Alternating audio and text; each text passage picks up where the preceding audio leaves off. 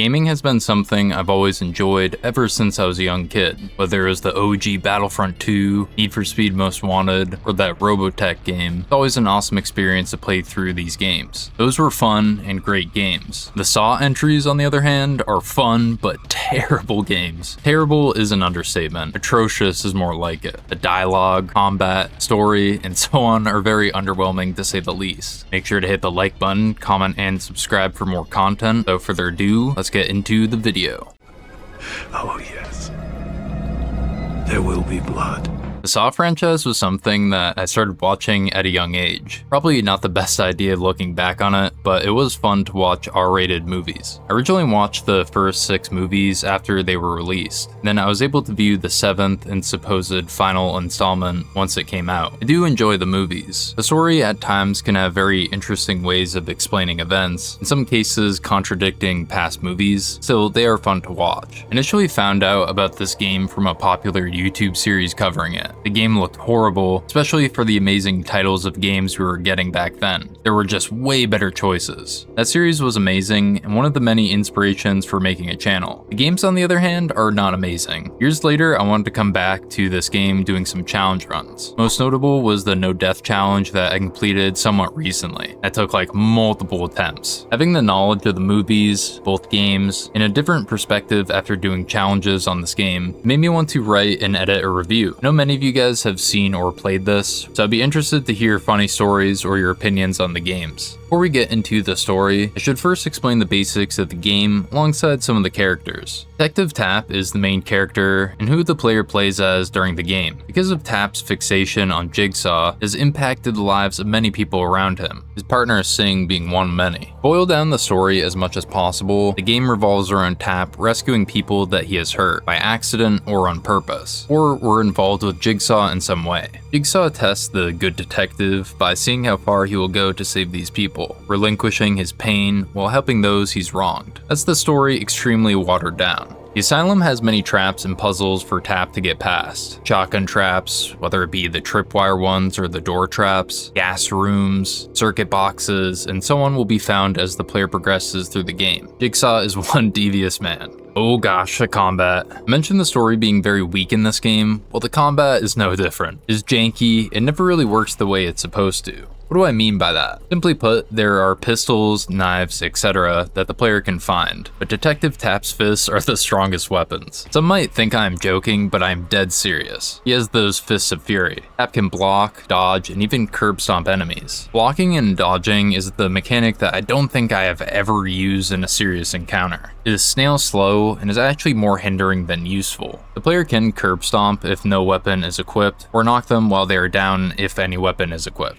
The player has to press the QTE at the correct time for these to effectively work. Crafting and weapons are things that players can interact with inside of Whitehurst Asylum. Nail bats, Molotovs, scalpels, many other weapons can be looted off of enemies or found around random debris. Then you get to the craftable items, which are gas bombs and so on. All of these are quite useless, as the fists are more powerful than any weapon. Sure, they each have their niche areas where they would be beneficial. The craftable items especially, it just takes more time than it's worth. Jigsaw was evil for putting traps down, but not as evil as him placing random glass and balance beams everywhere. This man loves his broken glass. Detective Tapp lost his shoes when he was abducted, so now he has to endure the pain of stepping on shards every now and then. He could just, grab shoes when he defeats one of the asylum minions. That might be a bit too rational a choice for him. It's not fatal, but it will hurt a lot. Then we get to the balance beams. Thankfully, this isn't Flesh and Blood, aka the second game, because that had even worse balance beam mechanics. There's nothing else to really say regarding that. It's straightforward, but it's a hazard nonetheless. These are some of the many gameplay mechanics that the player will have to engage with across their journey. Interactions with minions, difficulty changes, and in-depth combat will be mentioned later in the detailed section. With some of the game's mechanics under our belts, good time to talk about the characters and then the story. I think that this order of progression is best for a review. The basics in the character sections are the appetizer, story the entree, and the bugs, value to the Saw story, etc. being the dessert. This allows those who may be unfamiliar to the game to understand it at a better pace, or for those who need a reminder for,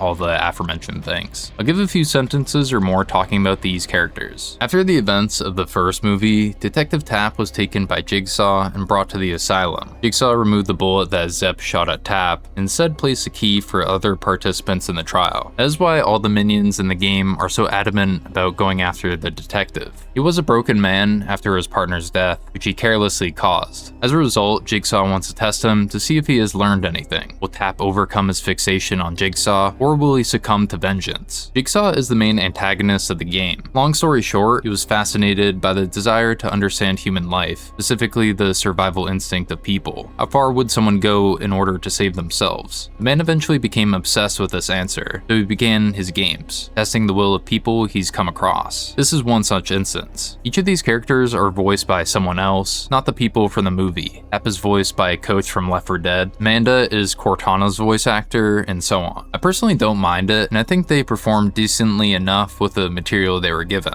Jigsaw, on the other hand, they had Tobin Bell come in to voice act. There are a few things that I truly enjoy in this game, but Tobin Bell's voice acting alongside the music are just straight peak. The following set of characters are people that Tap needs to rescue throughout the game. Amanda is one person that many Saw fans will recognize. She is the first person that Detective Tap will save, and her trap fittingly involves needles, as she was a junkie long ago. Amanda doesn't have as much a role in this game as the movies, and she gets abducted shortly after saving her. Jennings was a fellow cop on the force before he harmed a man, then blamed the incident on an innocent bystander. As a result, 2 lives were destroyed in the process. Melissa is Detective Singh's wife. Ever since the two went after Jigsaw, she has hated Tap for her husband's death. Actions have consequences, and so in her despair she neglected her son, and both of them started spiraling downwards. Will she be able to forgive Tap? Well, probably not, but he can certainly hope to be forgiven. Oswald works for the local newspaper. Story is that he made up evidence, essentially insinuating Tap to be Jigsaw. This combined with the recent loss of his partner and getting kicked off the police force caused Tap to be fixated on who Jigsaw really was. Obi is someone from the second Saw film, though the personalities of these characters differ slightly. He wants to be tested, which Tap, for the right reasons, thinks him to be insane. Jeff is the last person that Tap has to save, and definitely the most unique trap that Tap has to beat. At least the device Jeff is attached to. The memory game isn't all that interesting. Jeff was someone that Tap frequently exploited in order to find the identity of Jigsaw. After all but one of these rescues, each of the characters will leave Tap. They give a,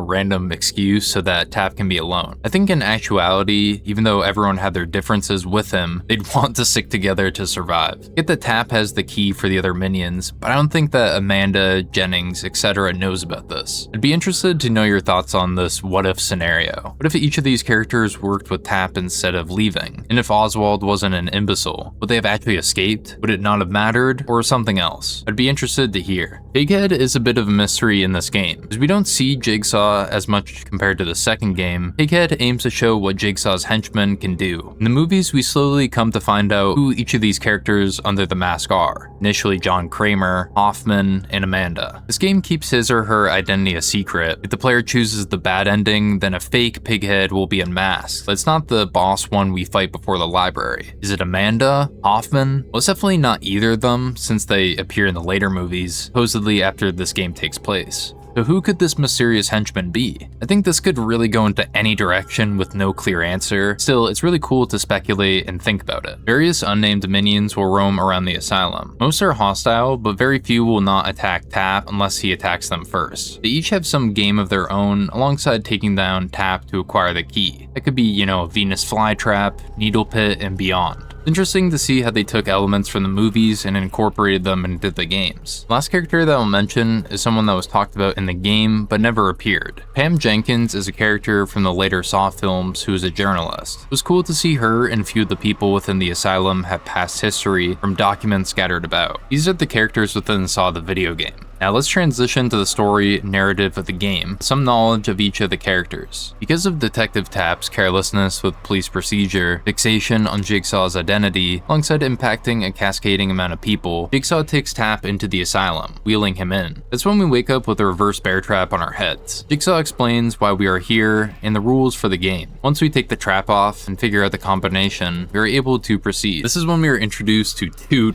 terrible mechanics in the game: toilet searching and broken glass. glass. I can just imagine the conference room when they were pitching ideas. Adam searches a toilet in the first movie, why don't we make that a core mechanic in the game? Then everyone proceeds to jump in joy at the idea. I haven't talked about the toilet searching minigame not affecting health, as there is a tremendous wiggle room, but essentially when the meter reaches full, that's the only time Tap will receive damage. Broken glass will start to appear more and more by this point. It's meant to make the player be more cautious in their movements, alongside having, something else to worry about besides the minions. It's just, it's so unfortunate he just never picks up shoes off of any of the guys. Once we collect the tape outside the operating theater, a figure is shown behind a curtain. Jigsaw says that this is the first person that Tap must save. He is to save himself. This is when we are introduced to the combat of the game. I've already talked about the basics, and we'll go in depth later on it soon. Because Jigsaw wanted to up the stakes for Tap, this is one of the many reasons he does up the stakes, but he places a key inside where he took out the bullet, because in the very first Saw movie, Tap got shot by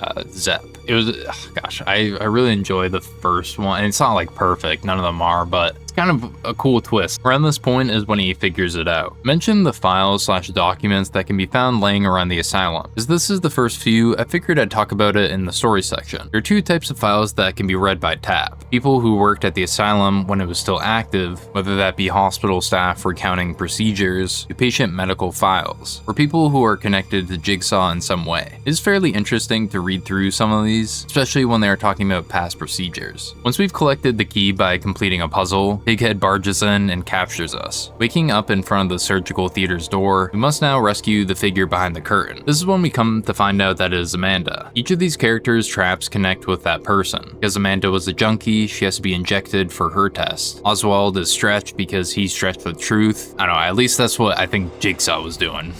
That mad lad. After saving her, we still have to figure out the best way outside the asylum, so the two team up for the time being. Now repeat this 5 times, and yeah, that's pretty much the game. Tap is slowly reintroduced as someone from his past, has to solve a few puzzles or more, then saves them. Most of them will flee after being saved. Only Oswald truly forgives Tap, to then only die like 5 seconds later. Now I'm not going to skip past every character. I'm going to talk about Melissa and Jeff's trials, as they are the most interesting to me. If you would like to see more of this playthrough and the story, head over to the Vols channel for streams and highlights. KOTOR, Elden Ring, and many other titles I've done challenges on, and I've stored the streams over there. Thank you guys for being great as always. Now let's get back into the story. Melissa was the wife of Detective Singh, who was consumed by grief of her husband's death. Tap finds out that she is the third person he must save. At this point in the game, Jigsaw is starting to become more and more devious. Shotgun tripwires line the ground, traps in every other room, and minions hungry for blood. Like minigames, as the player goes through the game, they'll be met with harder challenges to overcome. Saw the video game is no different. The shotgun collar is tied to the story, and we get it early on in the game. Sooner or later, we reach Melissa, must save her from this Iron Maiden-like trap. The series of moving the object to the designated point while avoiding the X spots, as numerous times will cause Tap to fail. Once Melissa is saved, he is given a choice. Forgive Tap and follow him, or hate him and go alone. He does the latter. Keep this in mind for later, as it will be important. Jeff is another person that I want to talk about, but not necessarily because of him, rather the accumulation of all the gameplay features up to this point. Jeff is the final person that Tap has to save, and as a result, the game has many more difficult puzzles and minions. Challenging I use lightly, but still, it's a bit tougher than some of the beginning areas. The thing that is the most fascinating about this section is that over 80% of it can be totally bypassed. What do I mean by that? By this point in the story, we have come to realize that each character needs some sort of key to unlock the ability to help them. Instead, only a combination lock prevents us. Combinations are static in this game, so everyone is going to have the same numbers. In this playthrough, I wanted to go through it fully, as it has been a long time since I've completed the entire game, not like skipping past anything. Previously, when I completed the no death challenge on this game, I skipped past this area whenever I got here. It saved numerous headaches. What are you supposed to do if you go through this normally? Tap has to find 2 light bulbs in order to light up the combination needed to enter the theater. Each are arduous to acquire. After all that and more, the player is able to save Jeff by completing a memory game. Before we are able to choose between freedom and the truth endings, Tap must take down Jigsaw's apprentice. The no death run that I completed on this game, Pighead was extremely tough because of how much damage he deals in one attack. While I could have easily taken him down with a shock trap, I had to give Pighead the Fist of Fury. The endings are interesting, and something that I always enjoy getting to when I beat this game. Before even choosing one, Jigsaw taunts us in the library, saying he has one final gauntlet for us to beat.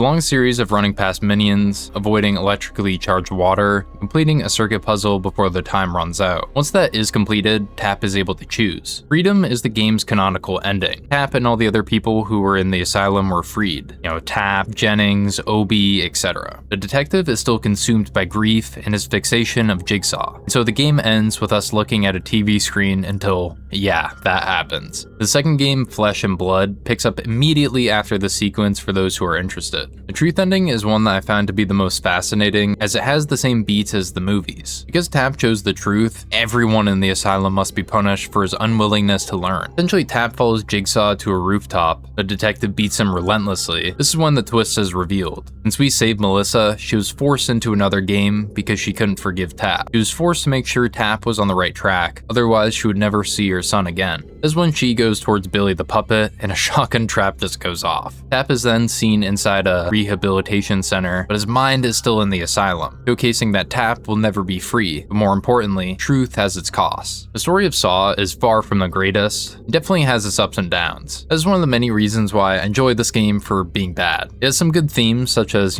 cherishing your life, not giving into grief for too long, etc. But obviously, Jigsaw is beyond an evil man with a corrupted methodology. I want to switch over to the gameplay once again, this time going into more detail. Combat, traps, minions, healing, difficulty comparisons, and more I'll talk about here. Combat in the Saw game I mentioned is quite janky. It feels like whatever you want to do half the time just never ends up working. Weapons, blocking, and dodging is exactly that. The game constantly throws Tap weapons to use, but in like 90+% of cases, it's just better to use fists. Now why is that? Most weapons have an insanely long wind-up time, even if you use a light attack. As a result, Tap gets stagger locked and has to do the attack again. Fists on the other hand will continually stagger enemies as they have a quick animation, though they deal the littlest damage possible. Blocking and dodging were never really useful, and only were a hindrance if I used them. I understand what they were going for, but it just never works out. Usually better to get enemies to attack, then quickly back away rather than staying in combat stance. Curb stomping has its uses, but was very far and few. I found I would only get them on stairs, it would only save a few seconds. The animation is kinda cool though. While QTEs make sense in a game like this, around this point in time was when like every game, didn't matter the genre, they were just pumping QTEs in there left and right. So it would get a bit repetitive after a while. There are a ton of traps and minigames within Saw. One that I've yet to mention are the weapon boxes. These have weapons inside that can be unlocked after Tap completes a puzzle, but as just mentioned, it's better to go with fists. One thing that really benefits this game is that it takes place in an asylum. Because of that, there are numerous areas that can be put into the game that make sense and also look visually striking. The surgical theater, chapel, etc. As such, each area is unique.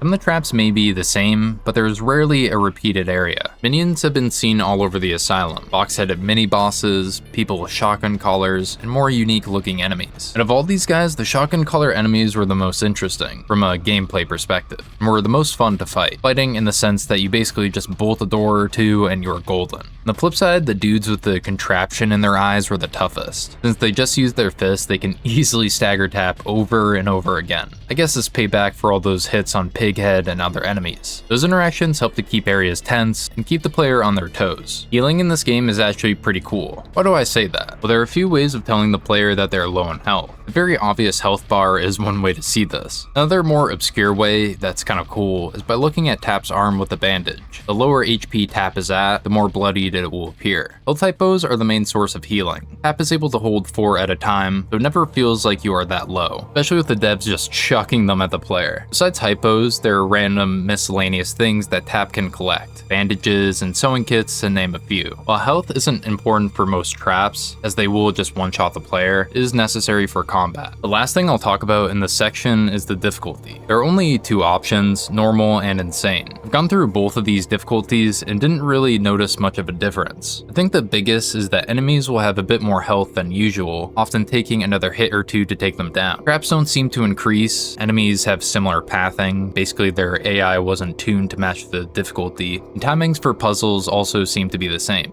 One thing that I could never truly find an answer on was if the insane difficulty increased enemies' stagger resistance. I've noticed that when I would play on the insane difficulties, the enemies would often get out of fist stagger locks more often than on normal. It's could be from a number of factors. I think I am leaning more towards it being a misplay rather than it being the difficulty. I did some research and basically just found the health being increased and really nothing else mentioned about like stagger resistance or anything like that, so let me know down below if you found otherwise. Oh gosh, the bugs and glitches in Saw were funny as hell. Never had game-breaking bugs like in the case of Jedi Survivor, which I was very fortunate of. I think the biggest is the fist exploit and then Detective Tab vibrating like the Flash getting ready to phase through walls. How does the Saw video game add to the movie's story? Does it improve or hinder it? Well, it seems that these games are canon with their own universe, but for the large story of the movies, it's not canon. I mentioned the freedom ending in this game directly leading into the second game, so there is a canon set in these games. There have been numerous contradictions that don't line up with the movies. A few other people online also voiced this opinion. On the flip side, the writers for the movies came in and actually helped to write and work on the game, so you could see it also as canon. Basically boils down to whatever you think are the canon events. At the end of the day, Tap was never really mentioned again in a major role after his appearance in the first movie. Even with all the stuff that happens in the game, if you watch the movies afterwards, it just doesn't impact them. For the next few points, I'll be rapid firing random bits of information and facts about this game or,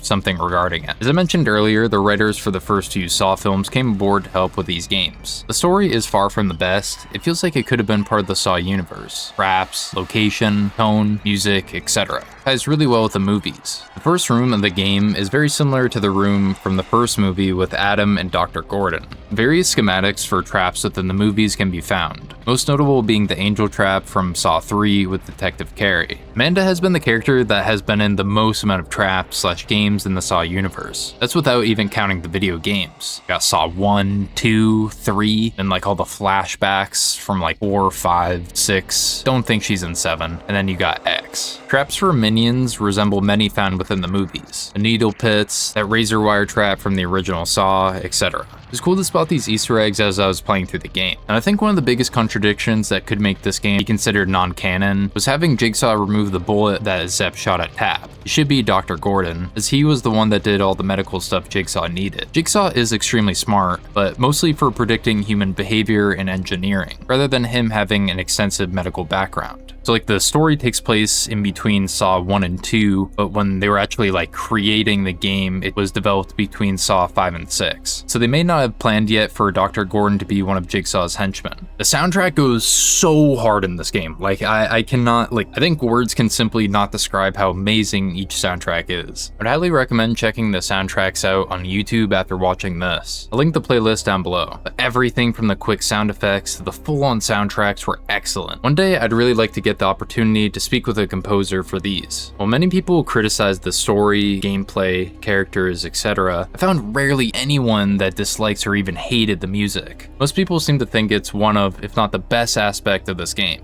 Now, there are many other things that I would love to talk about regarding this game. What was the reception to it? Why did they make a sequel? Why are they making a third game nearly 15 years later? Are there differences between playthroughs? Do events in the first game impact events in the second? Well, if you guys would like to hear a man ramble on about a very old and crappy game, let me know down below in the comments. The final thing we will talk about in this review is me getting all the achievements. As I'm talking, I'll list out the achievements on screen for those who are interested. Since the Jedi Survivor review, I've liked the idea of getting all achievements or trophies for the game. Jedi Survivor showed me that getting seeds was brutal, but on the flip side, the game was really fun overall. Expedition 33, the music discs, and journals strangely needed a lot of planning to acquire them, but the story, tone, gameplay were on a whole nother level. It's one of the many games that I wish I could experience again for the first time. Saw is very interesting regarding the achievements. On one hand, you think Jigsaw would make you suffer trying to complete some, maybe completing puzzles within a certain allotted time, beating the game on insane, or something along those lines. Instead, over half of them are completed by defeating an enemy with a certain weapon. Scalpels, baseball bats, crutches, etc. Very strange indeed, but it is for a strange game. I ended up getting all the achievements in one playthrough. I started a fresh 360 account for this review. I think the quote-unquote hardest achievements were just recognizing what weapons I've used versus not. Pretty much all of them I didn't have to really work for. They came naturally by playing the game. Lockpicking and curb stomping I did have to go a bit out of my way for, but otherwise they were pretty straightforward. As a result, I ended up getting all the achievements in less than 5 hours. Now, do I recommend getting all the achievements in this game? If you own the physical version or have it on PC, heck yeah. You'll get a few hours or more of some fun and laughable moments. But yeah, if you don't have the game, don't spend nearly $100 for this. It is a shame that scalpers have ruined so many hobbies, video games being one of them. That's why I was very fortunate to get this when it was at like a lower price, or they started just raising the prices like crazy. Like Saw 2, I think last time I checked it was like $90. I think that was the 360 version too. PS3 one, it was over 120, but I might be wrong. Saw the movies and games I both really enjoy but laugh at.